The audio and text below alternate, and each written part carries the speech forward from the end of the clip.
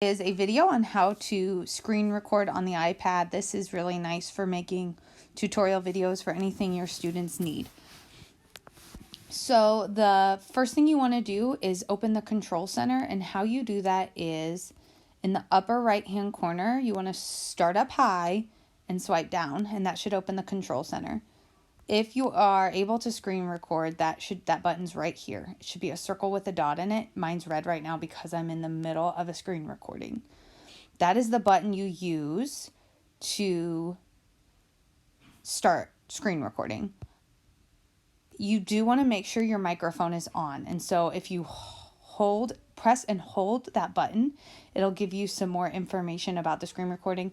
And you want to make sure your microphone is on. You have to tap to turn that on. I think it usually starts off when you first turn on the screen recording function. So you have to, again, just hold that finger on the screen recording button, and then you should be able to choose to make the microphone on.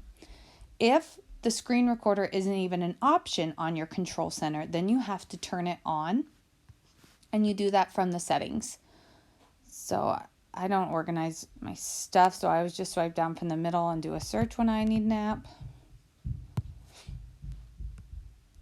So I just search on here. I'm going to search control center, which is that menu that comes down when you swipe down from the top right hand corner.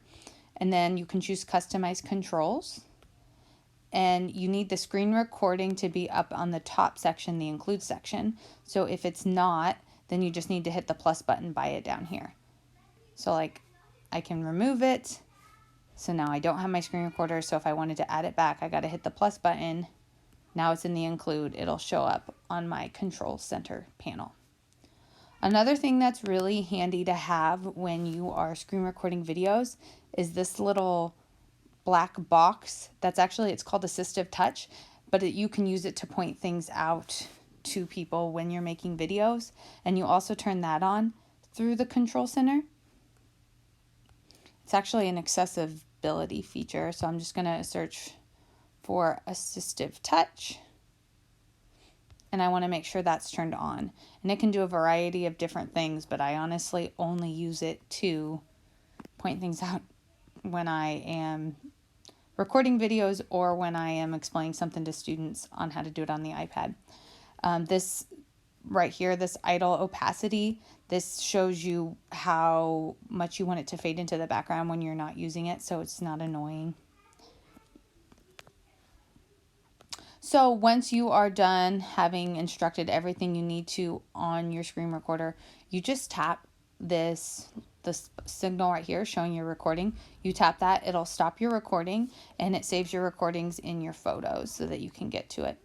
If your recording was perfect, then it's just going to show up in your photos, and you can click your new recording, hit the send button, and send it to your Google Drive.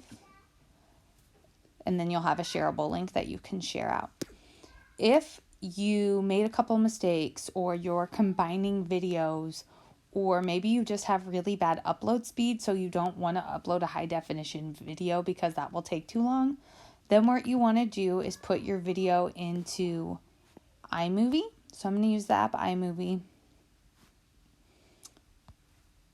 Plus sign to make a new making a movie, selecting the two screen recordings I want to combine, go into create movie,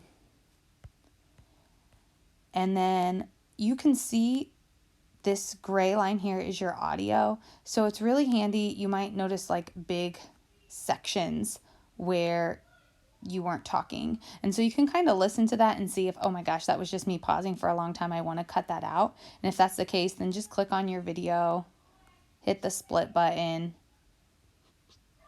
and then you can click the little segment and delete with this delete button here. That way you can cut out some of the times when you had awkward pauses. You also want to listen and make sure that that really is something you want to delete, that you weren't showing something important. But that's up to you. You don't have to make any of these changes. You can just upload it directly from your photos if you want.